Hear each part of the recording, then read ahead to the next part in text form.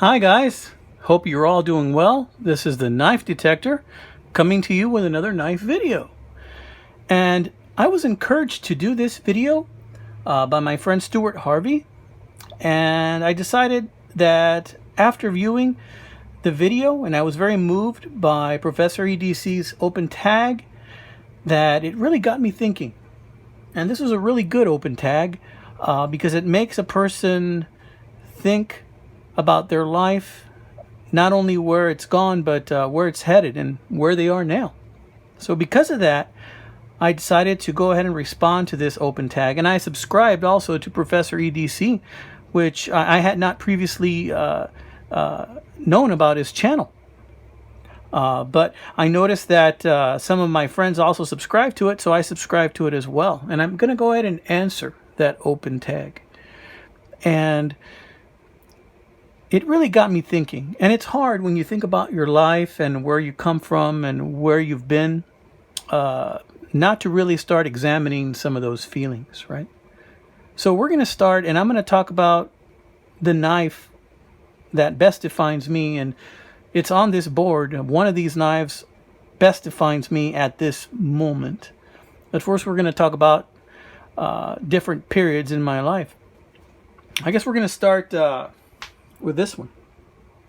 This right here is a fixed blade knife, and this was a wedding gift from my wife. As a tradition, the husband gives the wife a gift, and so does the wife. And this is what you got me. This is a Schrade USA 153 UH. And I love this knife. I have used it, as you can see. I don't use it very often because I want it to last me a long time. And my wife and I, we've been married for 22 years. And this knife is about 22, 23 years old. And I will continue to have this knife, this super sharp Schrade USA 153 UH, as a memory. And I don't know if it's just symbolic of, my wife, wanting for me to continue my habit or supporting my habit of knife collecting. But before I married my wife, I had collected knives as a child, but I gave a lot of them away. When I say a child, I mean probably from the ages of like 10 through 18. I gave a lot of them away, especially when I went to college.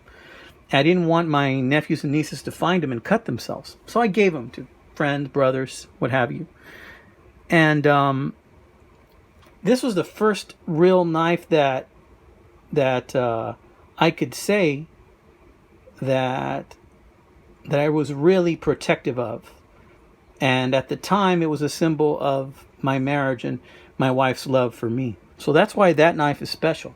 But this knife is from that time. This knife is from when we got married and I was starting my life with my wife. Throughout the years before that, I would carry a buck 112 because you just can't go wrong with a buck 112. It's smaller than a buck 110. It fits in your pocket, and it's rugged. If you drop it, it's just going to come back and want more, This is a nice little example of a buck 112. I have a few of them. And it still carries really well in my pocket. I love the buck 112. There's always going to be a special place in my heart for that. And I would carry a buck 112 even before I was dating my wife. And this was my standard. This is what I would carry. If somebody needed a knife, I'd pull out the buck 112. Smaller than a buck 110, but just as tough. You just, in my opinion, cannot go wrong with a buck 112. Really like this knife. Continue to like this knife. This knife will always have a special place in my heart, just like this one. And because of that, I chose this knife as one of the ones for this video. Now, later on, after I'd been married for a few years, I got into the hobby of going to thrift stores and Goodwills and Salvation Armies and things like that. Then I ran into this guy. And I've only seen one other one like it. And I let that one go, slip through my fingers. But this is a Utica stainless Japan. I haven't seen another one of these aside from the previous one that I had and I sold and that I regret that I do. This knife right here, made by Utica, which is an American company but Japanese steel, really got me thinking about the aesthetics of knives again and got me excited about knife collecting. And I wanted to start looking for knives that I really enjoyed. And during this time, I already had a decent paying job, and my wife and I had already been married for a few years, and I found that I can go ahead and expand my hobby a little bit. So this knife right here is a symbol of my hobby starting to take off. Now, after my wife and I were married and we finished college, we had a child, my daughter. And my daughter, we'd always buy her toys, Barbie houses, and guess what? They needed assembling. And so my wife got me this Leatherman tool. This Leatherman tool has put together so many Barbie houses, shelves, all kinds of things, probably some IKEA things too, all kinds of things it's helped me with. As you can see, it's got some grind marks there by the pliers. This has been with me through many periods in my life. And this right here is a reminder of my daughter, because I was always putting things together for her, putting batteries in her toys and unscrewing the little backs of the toys and assembling things for her. And whenever there was a job around the house, like a screw that needed to be tightened, a doorknob that needed to be fixed, guess what? Pull this guy out. During that time, I also had a motorcycle, my Sportster 883 XL Custom. And this guy got me out of a jam more times than I can remember. Loose battery cables. One time my whole handlebar assembly started coming off, and it had hex bolts in there holding it together. And I didn't have a hex key, but one of these fit just right, well enough to fit in there. I think it was this guy. And I was able to tighten them that way. This saved my butt so many times. So that right there represents me being prepared and being able to help and provide for my family, and being able to tackle any jobs that came along the way. Now, being married and having a wife and daughter, one of the roles that we adopt as dads is that of a protector, right? So whenever we'd go on a trip anywhere here in Texas, because you may or may not know, in Texas, you're pretty much allowed to carry almost any knife in a sheath, even a sword if you have it. So you think about protection and you wanting to be ready to take care of any obstacle that may get in your path, right? As a father, you want to protect your family. You want to take care of them, and you worry about the dangers that are out there. So I got this Buck 278.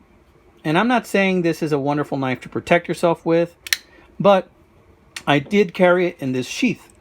It's kind of like a tactical looking sheath, and I'd always either wear it like this or like this on my belt. And I also have a license to carry a firearm, because in Texas you can do that. And whenever we'd go on a trip anywhere in the state, I'd usually be carrying this as well as one of my firearms. But more than anything, this knife is a very rugged knife. It's heavy duty knife, and it just feels in your hand so comfortable with this rubber grip that you have a sense of this can pretty much tackle any task that comes your way. It's got the gut hook or seatbelt cutter if you prefer. It's got a sharp blade. This knife does have some use because I've used it quite a bit. So as my daughter is growing up, as a dad, you think about where your future's going, providing for your family, and you begin to get comfortable if you're lucky enough and you have a steady job. And in my knife collecting hobby, I started to expand my mind a little bit. My life had been all about traditionals. And it pretty much still is, you know. I love traditional knives. I love knives that are lockbacks, clasp design knives. I don't have very many flicker knives. I don't have very many assisted opening knives. Although those of you that watch my channel know that I do have a few. However, my first love lies with traditionals. And this knife represents a departure from that. This knife, to me, is a mixture of the old and the new. Somewhere in the 1990s, there was a craze to turn your buck 110s into automatics and get it customized. I picked this one up at a pawn shop, but somebody had it customized and turned into an auto. I know that now they have buck 110 autos, but back when this came out, or when this was done, probably by a gunsmith, they really were not allowed. They were considered switchblades, even in Texas. Now the knife laws are much more liberal in Texas, but these really were not allowed. Now they're much more liberal, and these are a lot more widely used. And Buck even sells a Buck Auto. It's a Buck 110. And this, to me, represents me starting to explore a little bit within the knife hobby, and really like this knife. So now these two knives over here, Stuart, I'm sure you'll recognize this one, and Robert, I'm sure you recognize this one, represents my time and my friendships in the YouTube knife community. And this one right here was a trade that I did with a channel called Bluegrass Bushcraft. Robert Hall on that channel makes some nice videos, really great camping videos, down home, down to earth camping videos using vintage lanterns, and you can learn all kinds of skills, even cooking, by watching his channel. I really like his channel, and he really liked one of my Buck 112s that I did a video on. I think it was a 100th anniversary. He wanted to trade, or I wanted to trade. I think I wanted to trade, and he liked the Buck 112. And so we went ahead and we traded it. He got me this. He sent this to me. I sent him a care package, and he sent me a care package. It's kind of interesting. And this is a horn handled. I think this is from the 1960s or 70s. This is a Gutman Stockman, and this is a big Stockman, guys. Let me just show you how big this Stockman is. As you know, that is a Buck 110. This Stockman is about the size of a Buck 110. Okay, this is not your average Stockman. It's got a couple of issues, but that don't bother me none. It says premium stock knife. This is a horn handle, and because of its age, sometimes there are these little animals that like to eat horn. They get in there, and I don't mind it at all. I think it gives it character, and to me, this knife will always be a wonderful memory of my friendship with Robert, which is really cool. Look at that giant sheep's foot, guys. Look at that big sheep's foot blade. So this, to me, is one of those knives that represents my time in the YouTube knife community, and I will always cherish it. This one right here, Stuart, you recognize this one, was just sent to me for no reason at all other than to support my channel by my friend Stuart Harvey. And this is a Milwaukee Fastback. It's a work knife, guys. And you remember, knives were made to be tools, right? And this, to me, represents also that friendship I have with all my connections, all my friends in the YouTube community. But it also represents my dipping into more modern knives, because this is more of a modern knife than I'm used to. And that represents me kind of starting to delve into more modern knives. And that's going to be kind of like the direction that some of my YouTube videos will be on. Oh, I'm going to make lots of traditional knives videos. I have about, several videos coming up on elephant toe or sunfish type knives. And on that subject, we have this one. This is a Shatton Morgan Wildcat driller. I was thrilled to be able to afford to buy this one. Most of these knives, none of these knives cost more than $100. I think this Wildcat driller cost me about 90 or 80. When I got it, it had less scratches and it looked nicer than it is now because I do use my knives. And this is a carbon steel knife. And as you guys know, carbon steel, tends to get carbon buildup on the blade. And after I use it, it gets a little bit of a carbon buildup. And then I clean it, and then I use it, and then it gets a little bit of a carbon buildup. And then I clean it, and then I use it, and off we go. But you see, that's the way it goes with a pocket knife that you love so much that you just want to carry it as often as you can. And this is kind of what brings me to where I am right now. This knife represents me being able to afford this type of knife.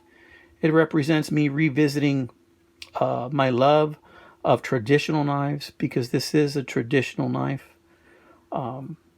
This knife is probably from the 1990s. It's not vintage. It's more of a modern knife. But the craftsmanship and the way it's built kind of brings me to where I'm at right now in my life. So I think that this knife, this Shatton Morgan Wildcat driller, right now at this time, is a good representation of where I am, who I am, right now at this time. I give thanks to God for being able to indulge in this hobby. Grateful for the opportunities that I have and have had. And I hope to continue to be able to make videos in this capacity and to build lasting relationships with my friends. I like to say in my videos that the knife collecting community and the knife collecting hobby is a fantastic way to open windows to past memories, but also to open doors to new friendships. And because of that, I want to thank Professor EDC for this opportunity to make this video. And I hope all of my friends out there are doing really well, and I wish you all the best. God bless, take care, and keep your knives sharp, but keep your wits even sharper.